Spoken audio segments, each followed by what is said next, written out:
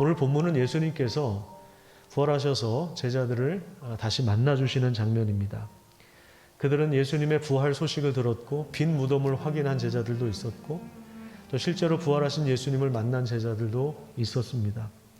하지만 아직은 좀 과도기인 것처럼 보입니다.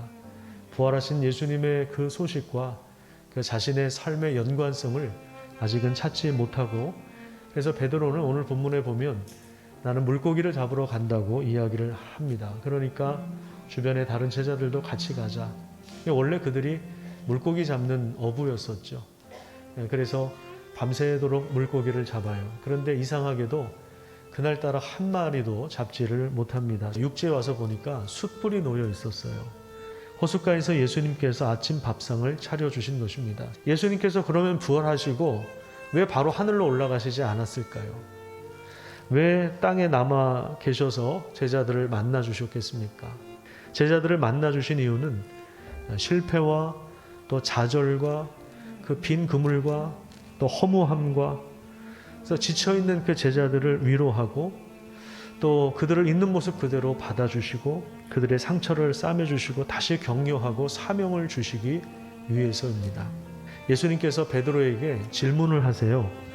요한의 아들 시몬아, 너가 여기 있는 사람들보다 나를 더 사랑하느냐? 이렇게 예수님께서 질문하십니다.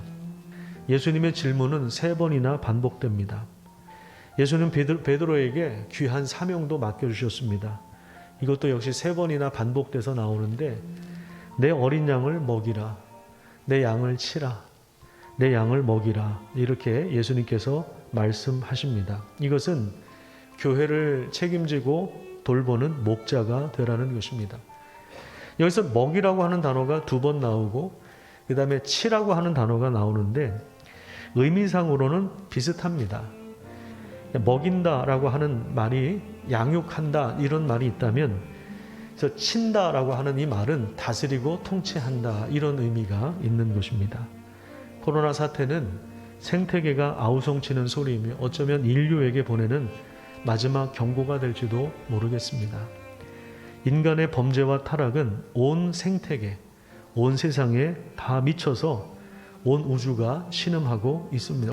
예수님의 죽으심과 부활은 온 우주를 구원하는 거예요. 신음하고 아파하는 지구를 살리며 온 우주를 살려서 창조 질서를 회복하고 창조 목적을 이루는데, 그래서 예수님이 죽으셨고 부활하신 것입니다. 우리가 예수님을 그러면 믿는 이유는 뭡니까? 바로 여기에 있는 거죠. 예수님의 질문, 내가 나를 사랑하느냐?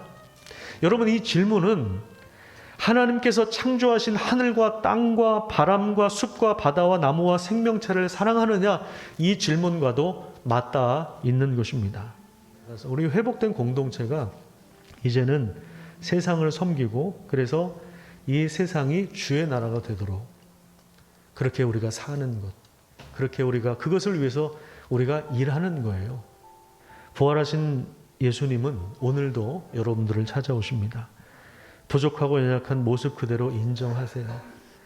지금도 찾아오셔서 우리를 격려해 주십니다. 그리고 너가 나를 사랑하니? 이렇게 질문하세요.